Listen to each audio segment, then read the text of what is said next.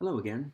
This is video lecture 11.1, part 2, where I'm going to talk about some key ideas in chapter 11, section 2, forces and kinetic energy of rolling. And I already introduced the concept of calculating kinetic energy for an object that rolls without slipping. So please note that that's the formula we will use whenever we want to know about kinetic energy for an object that's rolling. But now what I want to do is I want to tackle a pretty standard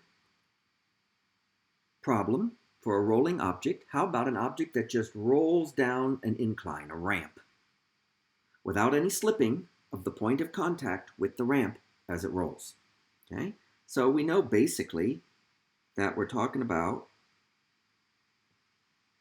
a shape like that, a ramp, and then some kind of rigid body, center of mass somewhere, that's going to roll down the ramp. Okay, so there will be rotation in that sense as we watch it, and the center of mass will move that way. It's rolling down the ramp, but not slipping. This point of contact at any given time that is touching the ramp has a velocity of 0 as we stand on the ground watching. Let's analyze that. For example, if that point there in the middle is the center of mass, what's the acceleration of that center of mass? That is the most important point of the thing, the center of mass. Let's find its acceleration. Okay? Remember, we said we were going to take rolling as translational motion of the center of mass combined with rotational motion about an axis through the center of mass. So let's find the translational acceleration of the center of mass. To do that, we apply Newton's second law for the translational motion of the center of mass. ACOM, arrow, equals F net external over total mass. Vector equation with components. So we better draw a free body diagram. Okay, that's over here on the right side. That shows the object. The blur at the back there is implying that it's rolling down the ramp. And it's clearly drawn as an extended body with some radius capital R. And point P is the point that's touching the ramp. The black dot at the center would be the center of mass. You can see, it's a little bit complicated, the picture, but there are actually 3 external forces acting on this object. There's our friend F grav. You can see it pointing vertically down.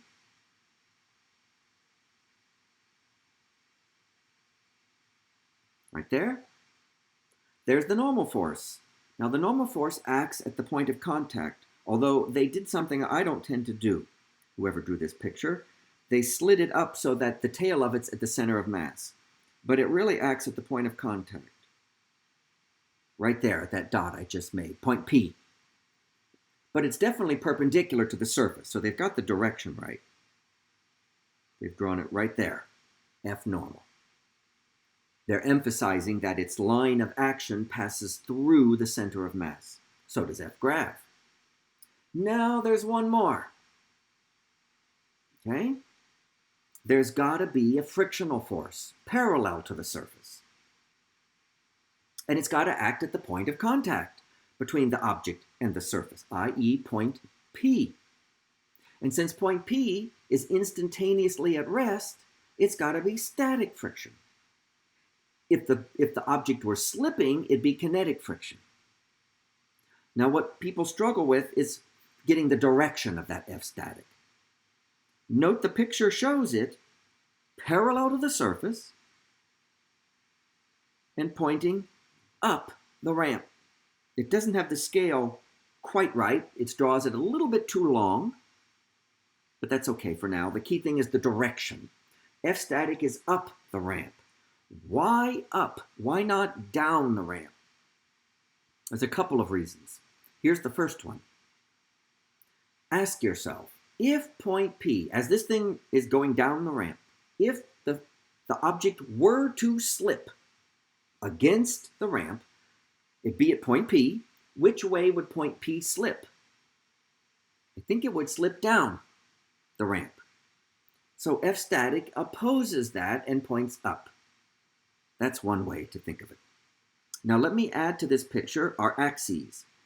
I'm pretty sure the center of mass is accelerating down the ramp. Let's just say I took that object and I released it from rest and I'm letting it roll down. It's got to be speeding up, going down. So I'm going to take a plus x-axis, I'll draw it over here to the side, down the ramp. And then a plus y-axis perpendicular to that, like that. There are my axes. Because I'm going to apply Newton's second law for the translational motion of the center of mass, right over here. ACOM equals F net external over m. And I'm going to apply it to the x-axis. Okay? So ACOM x component equals F net external x component over m. That's what I'm going to do. So what do I put for F net external? I go back to my free body diagram and I get look at all the external forces. There are three: F grav, F normal, F static, and I find their x components. No x component to F normal, don't worry about it. There is a positive component to F grav right here, but they drew it up here.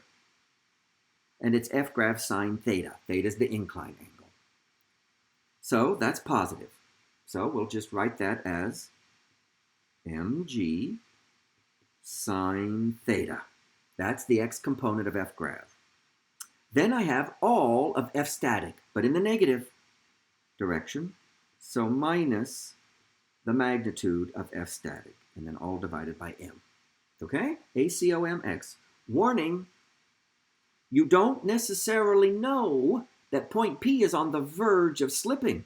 So you can't call that F static Fs max unless the problem explicitly says that this object is about to slip, on the verge of slipping. If you don't know that, you can't call it Fs max, it's just Fs, and there is no canned formula now that you can use for that Fs. There is nothing more you can say about it in this equation. You have no choice but to number this equation. We'll number it equation 1 and move on to another physics idea. And the next physics idea we're going to use is rotational motion for an axis about or through the center of mass. That's Newton's second law rotational version. Angular acceleration equals net external torque for an axis through the center of mass divided by the rotational inertia for an axis through the center of mass. Okay? All right, now, I'll leave the ICOM as it is for the moment, because that's going to depend on exactly what shape this object has. Now let's talk about the net torque for an axis through the center of mass. So we're still going to be able to calculate torques. Let's go back to the free body diagram. Now the axis I'm talking about is through the center of mass, so let me draw it in red. Right there, nice and big, so you can see it right through the middle. That's the center of mass. That's the axis we calculate torques about. No other axis. Now we've got three forces. So in principle, I have to be concerned about three torques, or three contributions. But the good news is, the normal force and the gravitational force have lines of action that pass right through the center of mass, so they have no moment arm. So they produce no torque, no rotation about the center of mass. But look at F static. Look at its line of action. Well, that's just right along the incline itself. And it does have a moment arm for the axis through the center of mass. Let me draw it. Straight line from the axis to the line of action. It hits at line of action at a right angle, right there. That's the moment arm for F static. And notice, it's just the radius, capital R, of the rolling thing. So that's easy. Moment arm, big R. So I'll take the magnitude of F static times big R. But what sign of torque? Positive or negative? Remember the rule from chapter 10? A force that would cause counterclockwise rotation is a positive torque. It gives rise to a positive torque. And a force that would cause clockwise rotation gives rise to a negative torque. About the center of mass.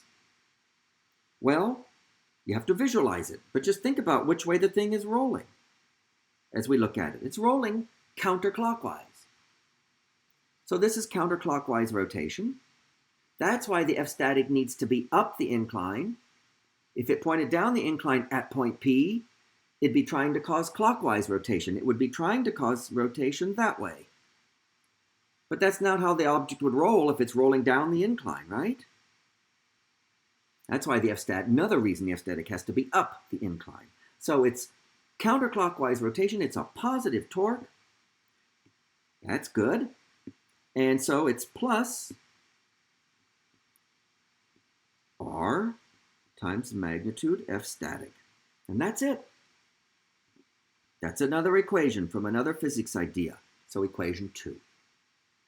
And I don't know anything about F static. Shoot. So I need another physics idea. Well, we always supplement the two versions of Newton's second law, with the no slipping condition. No slipping. That one is, I said it in the previous lecture, ACOMX equals radius times absolute value of alpha. Alpha is positive, so you don't need the absolute value here. So ACOMX equals R alpha. And that's third equation that supplements the first two. And now you do algebra. And I don't really feel inclined to just do this algebra. You can try it. You use equations 1, 2, and 3. And you can solve for the three unknowns, ACOMX, alpha, and Fs.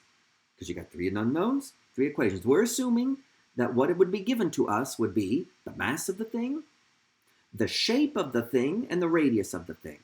Shape means I can figure out ICOM. So you try the algebra. You need to be able to do it. I'm going to tell you what you get when you solve for ACOMX. The acceleration of the center of mass as it goes down, as the object rolls down the incline. You get, looks kind of complicated at first, but it's got a factor of g sine theta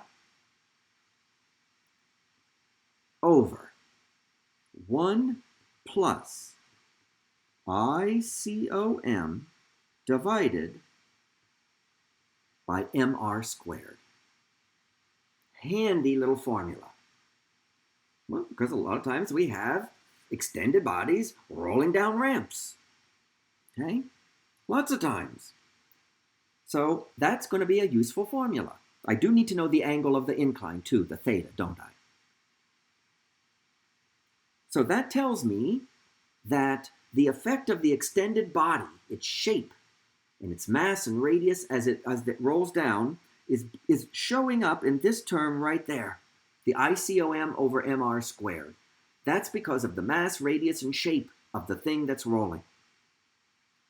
And depending upon the shape of the thing that's rolling, that will determine what that ratio is. The bigger that ratio, the bigger the denominator. The bigger the denominator, the smaller the center of mass accelerates, the lesser it accelerates. Okay, so if you've got an object with a big ICOM, a big rotational inertia for an axis through the center of mass, that's going to hinder the acceleration because it's It's hindering the rotation. It doesn't want to rotate. Okay? Now, a couple things to note.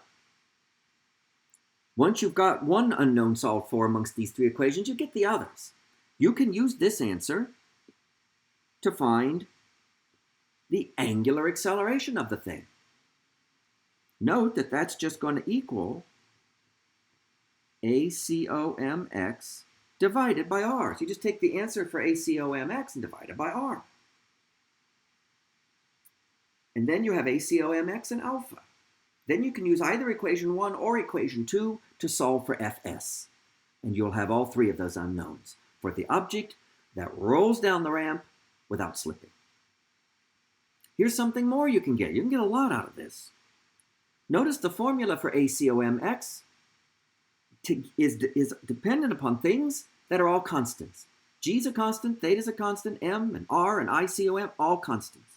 So ACOMX is constant. Well, that's some good news.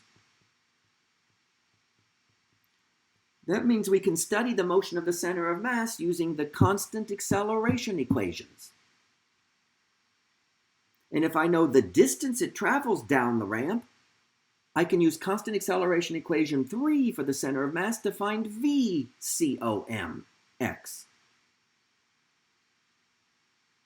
So there's a lot of stuff we can learn about the motion of the center of mass, okay, from this formula, and we will use it.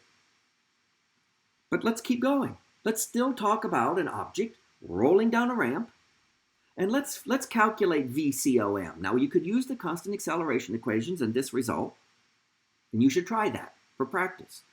But I want to practice using another physics idea from Chapter 8, conservation of mechanical energy. That applies here too, because the only force doing any work as an object rolls down the ramp without slipping is good old F-grav. So, now I want to go on to the last slide. We're going to take objects, we're going to take them one at a time, we're going to roll without slipping down a ramp, and we're going to do an energy analysis. And we're going to get a formula for VCOM magnitude at the bottom of the ramp using conservation of mechanical energy. We're going to end up considering three cases. A disk rolls down the ramp, a sphere rolls down the ramp, and a hoop or ring rolls down the ramp. And I'm going to calculate the VCOM that each has at the base of the ramp. Let me show you what I mean with another Wiley Plus animation. Okay, there's a ramp going downward at an angle theta. The object's going to go down a distance d along the ramp. The first object's going to be a disk.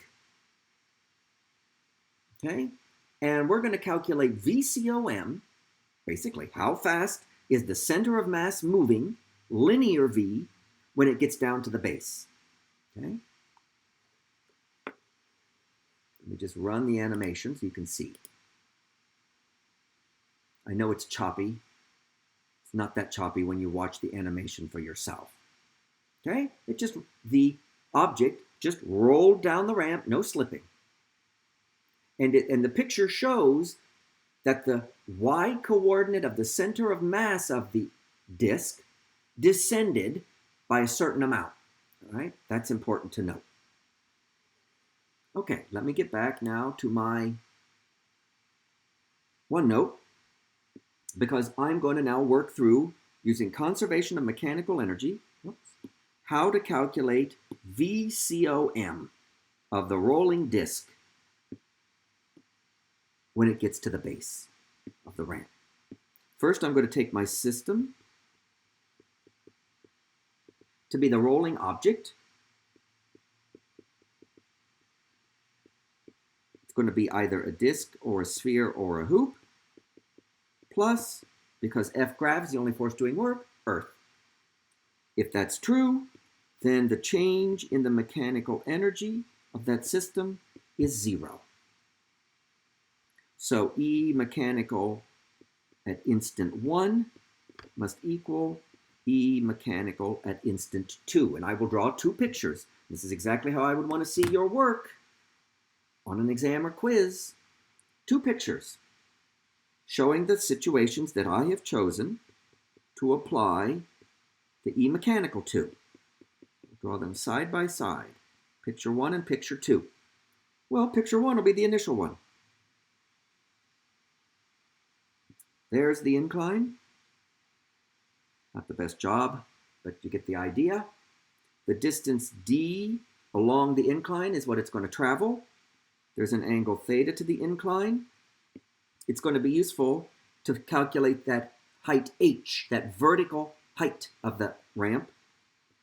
That's not hard to see from trig that that's d sine theta. All right, at the top, there's our object that's going to roll. Okay, and I've put a dot for the center of mass. Now I'm going to release it from rest. So its kinetic energy here in picture 1, K1, is going to equal 0. All right, let me now go on to picture 2. Draw the ramp again. Okay, it's traveled a distance d at angle theta. And now it's just reached the base as the animation showed. But now its center of mass at the middle has a velocity directed down the ramp, VCOM. And it was rolling, so there's rotational motion about the center of mass with an angular velocity omega, and that's the sense of the rotation about the center of mass. Happens to be clockwise in the way we've drawn this picture. Now here's a key thing to note. First of all, it's got kinetic energy now, and there has been a change in the y-coordinate of its center of mass. And I assume a plus y-axis upward, so the change in the y-coordinate of the center of mass is negative. And how much has the center of mass descended by? Now you look at the pictures and think about it. I contend it's exactly the height h of the ramp itself. So delta y COM is negative h. And there are my two pictures, okay? And now I apply. E mech 1 equals E mech 2. So K1 plus U grav 1 must equal K2 plus U grav 2. Again, very systematic, very careful, two pictures. This is how I want to see your work. Now put in anything that's 0. Note, K1 is 0 because it starts from rest. Now, I've been a little bit sneaky about where I chose y equals 0 to be, because I'm going to think of it like this. Here's what I'm going to do next. I'm going to solve symbolically for K2. Just do your algebra carefully. That's UG1 minus UG2. Just solve that equation for K2 symbolically. Notice that's UG initial minus UG final. So that's negative UG2 minus UG1. That's UG final minus UG initial. That's negative delta UG. K2 is equal to negative delta UG.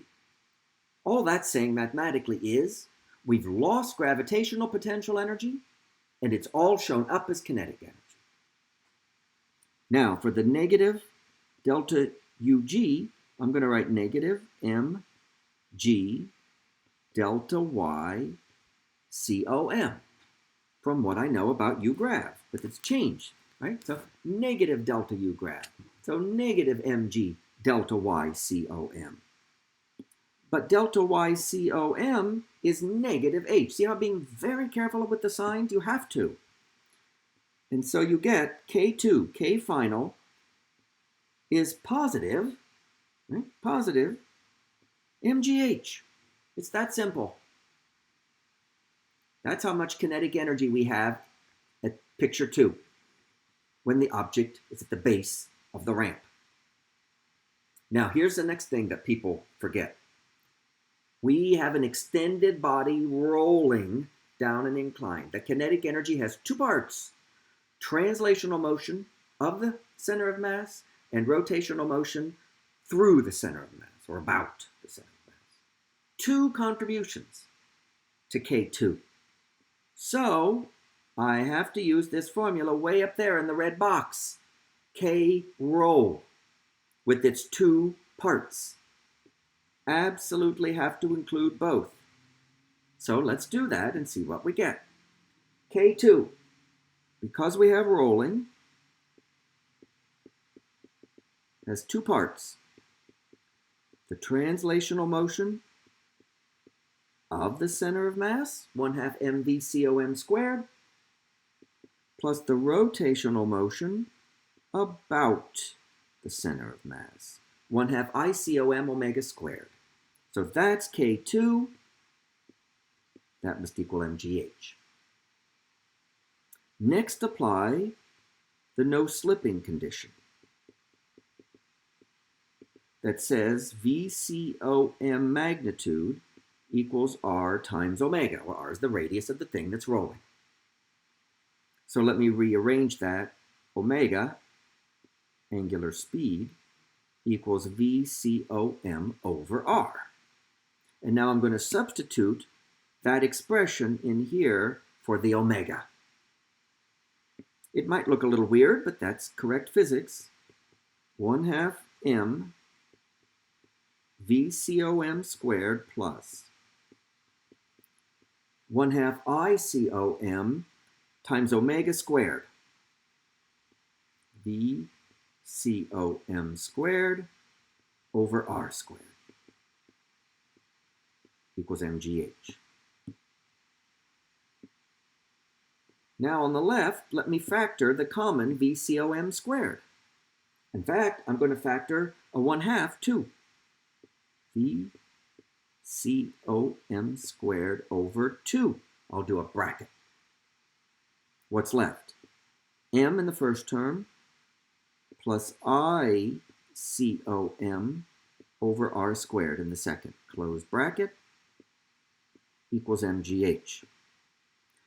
That makes me look like, you know what? What if I factor also out front on the left an m? Let me show you what I get then. I get m VCOM squared over 2 bracket. First term is now 1. The second term is now ICOM over m r squared equals mgh. Now there's an m on each side out front. I can divide it out. And now I solve for VCOM. Simple. Multiply both sides by 2, divide both sides by that whole thing in the brackets, and then take the square root. Positive square root. I just want the speed of the center of mass. And I get a pretty interesting result. VCOM equals square root of 2GH upstairs, 1 plus ICOM over mr squared downstairs, where the h would be d sine theta. Now that's a rather interesting result, but it still has, like the ACOM formula did, a factor of 1 plus ICOM over mr squared downstairs. And so this ratio, ICOM over mr squared, is very important. The more mass, and depending upon the shape, the larger, if I have a larger ICOM, the larger that ratio, then the larger the denominator. The larger the denominator, the smaller VCOM is. So if I have a rolling object that has its mass extended way out, far from the COM, that'll give me a big ICOM. That means it's not going to end up moving very fast at the bottom. The bigger the ICOM, the smaller the VCOM. So what I want to do is I want to figure out, if I had a sphere and a disk and a hoop, what would each have for its VCOM at the bottom of the incline? That would help me predict a race. What if I had a race between the three things? Which one would win? So what I want to do over here to the side is I want to take each object one at a time. Let's start with a disk. And I want to get a formula for the VCOM. So the key thing is, what is ICOM over MR squared for a disk? So what you got to do is you got to go to that figure, 10.5.1, chapter 10 that I showed in class, that table with the different entries for the different shapes and the different axes of rotation, all to the center of mass. That's good news. Find the right ICOM. Well, you look it up for a disk. You will get 1/2 mass times radius squared. So that's what you put in for the ICOM, divided by MR squared. A fascinating thing happens. The MR squared cancel, and I'm left with just a dimensionless simple fraction for that ratio, 1/2. Notice something. I really want to emphasize this.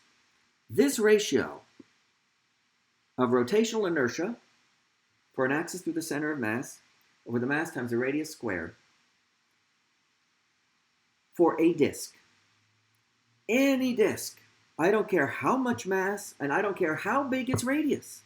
Any uniform solid disk. This ratio is 1/2. So I don't really need to know, is it a big disk? I just need to know that it's a disk. And this ratio is 1/2. Okay? Now, so that would be for a uniform disk. Now let's look at a uniform sphere. What do you get for this ratio? ICOM over MR squared. So you go to that table, make sure you take a solid sphere. Do a spherical shell, but let's do a solid sphere. And you get that ICOM is 2/5 MR squared for a solid sphere. Then you divide by MR squared, and again, the MR squareds cancel, and I get this amazing result that the ratio is 2/5 for any uniform solid sphere. Any uniform solid sphere. I don't care how much mass it has. I don't care how big its radius is. That ratio is 2/5 for any uniform solid sphere. Lastly, let's take a uniform ring or hoop and see what we get for ICOM over MR squared. So you go to that table, you look for ICOM through a hoop, axis through the center, and that's just MR squared. That's the biggest ICOM of these three objects because all the mass is far out from the central axis. And divide by MR squared. And I get the simple value 1. For any ring, I don't care what its mass is. I don't care how big its radius is. This ratio is 1. That means I can now write down a formula for the VCOM for each of these three things when they get to the base of the incline, using my formula over here. And I'm now going to write that down. And that's going to tell me how fast each thing is moving when it gets to the base of the ramp.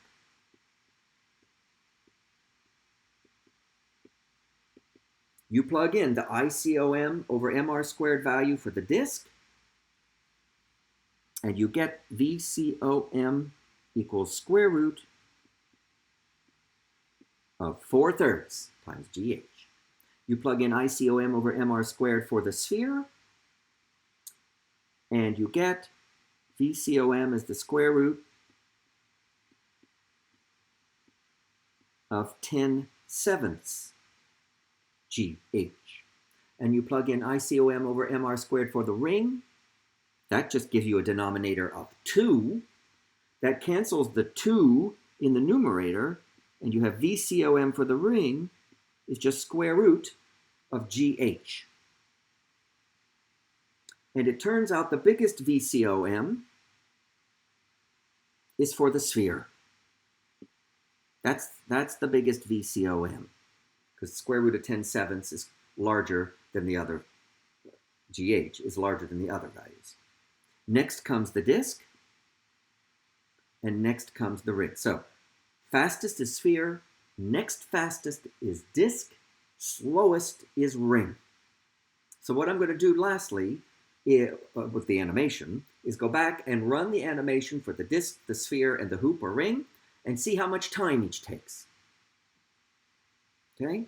The disk should take the least time, the sphere should take a little more time than that, and the ring should take a little more time than any of them. Okay? All right. Well, let me just go back to the animation. And there we have the time amount for the disk, 10.5 seconds. Right? Okay, so let me write that down for the disk. The delta t, 10.5 seconds. Okay? All right, now let me go back, reset the animation. Well, I guess I need to set this so that you can see it. Okay? Reset the animation. Let's choose the sphere next and run the animation. How much time does it take the sphere to roll down the same ramp, starting from rest? 10.1 seconds. So the delta t for the sphere, 10.1 seconds. Sure enough, that's less time than the disk took because the sphere is traveling faster. Okay, now let me show you the last one. Reset the animation and choose the hoop and run it. Rolls without slipping, down the same ramp. Ah, it took 12.1 seconds now, didn't it? So the delta t here is 12.1 seconds. So the sphere took the least time, that's the winner. The disk took the next greater amount of time, that came in second place. And the ring took the longest amount of time, that lost. And it doesn't matter whether the disk, the sphere, and the ring have the same mass or different masses, or whether they have the same radius or different radii. Any disk will beat any sphere, which will beat any ring. Pretty amazing. Okay? Let me show you a Wiley Plus actual video of somebody they raced a disk and a ring so that we can see that the disk will beat the ring. Okay? All right, so let me go back to Wiley Plus. Now, I'm just going to show you this actual video of a person rolling a disc and a ring. So from here consists of large ring, a large disc, rolling down the finish line, and a bit of a ring. Okay, I'm going to pause the video for a minute. They have told us that the disc and the ring have the same mass and radius. That's a red herring. It may be true, I'm sure it is, or they wouldn't have said it. It doesn't matter. Any disc should beat any ring. But let's watch this video and see this disc race this ring.